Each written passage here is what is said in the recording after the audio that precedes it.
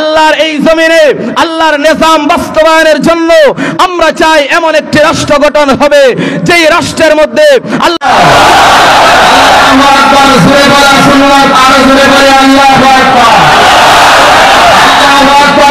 ইমানের পাওয়ার বলে বলে আল্লাহু আকবার, আল্লাহু আকবার বলে নাস্তিক মুরতাদের পরিচয় কম্পন সৃষ্টি হয় বলে আল্লাহু আকবার। এটা মুসলমানদের হাতিয়ার, কথা বলেন ঠিক কিনা?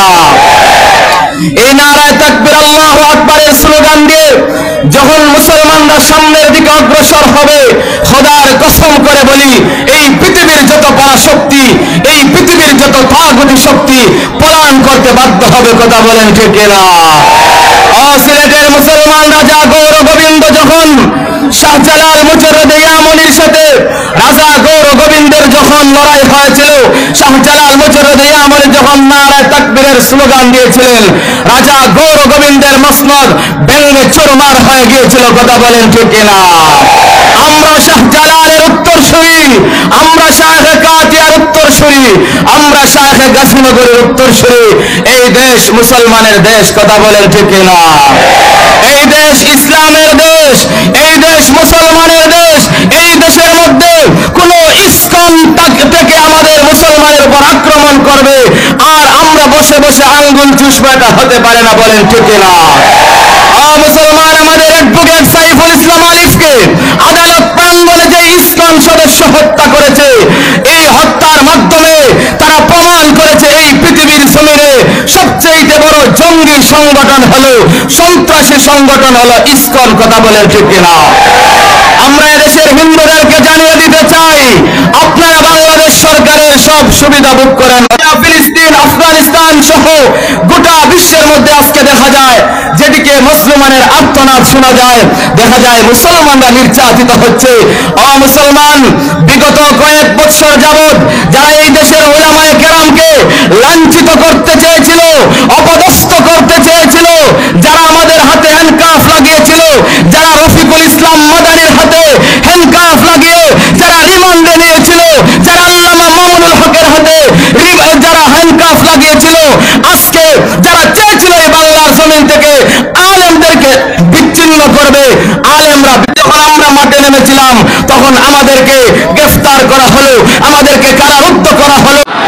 আমরা স্পষ্ট জানিয়ে দিতে চাই, বাংলাদেশের উলামায়ে কেরাম কোন কারাগারকে ভয় করে না, বাংলাদেশের উলামায়ে কেরাম আয়নাঘরকে ভয় করে না, বাংলাদেশের উলামায়ে কেরাম আল্লাহর নবীর ইজ্জতের জন্য, দ্বীনের জন্য, ইসলামের জন্য জীবন দিতে ফাঁসির মঞ্চে জ্বলতে প্রস্তুত, কথা বলেন ঠিক কিনা? মুসলমান লক্ষ্য করে দেখেন, যারা ইসলাম লালন করে, যারা যারা শাহাদত বরণ করতে জানে, যারা বুকের তাজা রক্ত দিতে জানে, যারা ইসলামের জন্য জীবন দিতে জানে, তারা কোনো বাতিলের সাথে আপোষ করতে জানে না, কথা বলেন ঠিক কিনা? মুসলমান আগামীতে যদি এই দেশ, আপনারা জানেন এই দেশ এখন স্বাধীন হয়েছে, আবু সাঈদ মুক্তরা নতুন বাংলাদেশ আমাদেরকে উপহার দিয়েছে। আমরা শুধু এই নতুন বাংলাদেশ নয়, আমরা চাই এই জমিন কার, আর বলেন এই জমিন কার? আল্লাহর এই জমিনে আল্লাহর নিজাম বাস্তবায়নের জন্য আমরা চাই এমন একটি রাষ্ট্র গঠন হবে যে রাষ্ট্রের মধ্যে আল্লাহর কোরআনের বিধান চালু হবে, কথা বলেন ঠিক কিনা?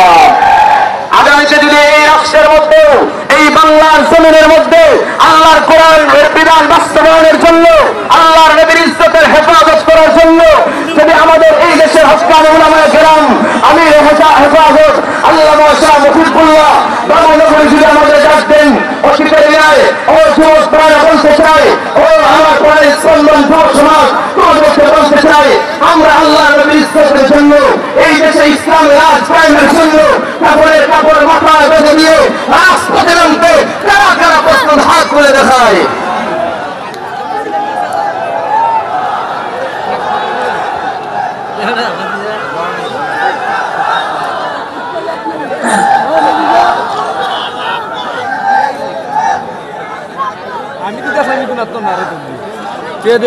আমার প্রাণের ভাই, আল্লাহ তাআলা আমাদের সবাইকে কবুল করুন, বলে আমিন।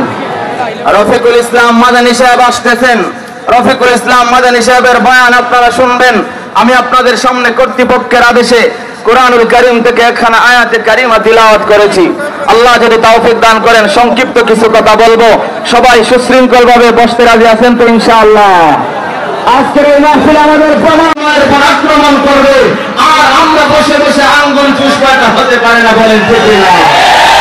মুসলমান আমাদের অ্যাডভোকেট সাইফুল ইসলাম আলিফকে আদালত প্রাঙ্গণে যে ইসকন সদস্য হত্যা করেছে, এই হত্যার মাধ্যমে তারা প্রমাণ করেছে এই পৃথিবীর জমিনে সবচেয়ে বড় জঙ্গি সংগঠন হলো, সন্ত্রাসী সংগঠন হলো ইসকন। কথা বলেন ঠিক না? আমরা দেশের হিন্দুদেরকে জানিয়ে দিতে চাই, আপনারা বাংলাদেশ সরকারের সব বাংলাদেশের উলামায়ে কেরাম কোন কারাগারকে ভয় করে না, বাংলাদেশের উলামায়ে কেরাম আয়নাগরকে ভয় করে না, বাংলাদেশের উলামায়ে কেরাম আল্লাহর নবীর ইজ্জতের জন্য, দ্বীনের জন্য, ইসলামের জন্য জীবন দিতে, ফাঁসির মঞ্চে ঝুলতে প্রস্তুত। কথা বলেন ঠিক না? মুসলমান লক্ষ্য করে দেখেন, যারা ইসলাম লালন করে, যারা শাহাদত বরণ করতে জানে, যারা বুকের তাজা রক্ত দিতে জানে, যারা ইসলামের জন্য জীবন দিতে জানে, তারা কোনো বাতিলের সাথে আপোষ করতে জানে না। কথা বলেন ঠিক না? মুসলমান, আগামীতে যদি এই দেশ, আপনারা জানেন এই দেশ এখন স্বাধীন হয়েছে, আবু সাইদ মুগ্ধরা নতুন বাংলাদেশ আমাদেরকে উপহার দিয়েছে। আমরা শুধু এই নতুন বাংলাদেশ নয়, আমরা চাই এই জমিন কার? আর জোরে বলেন, এই জমিন কার?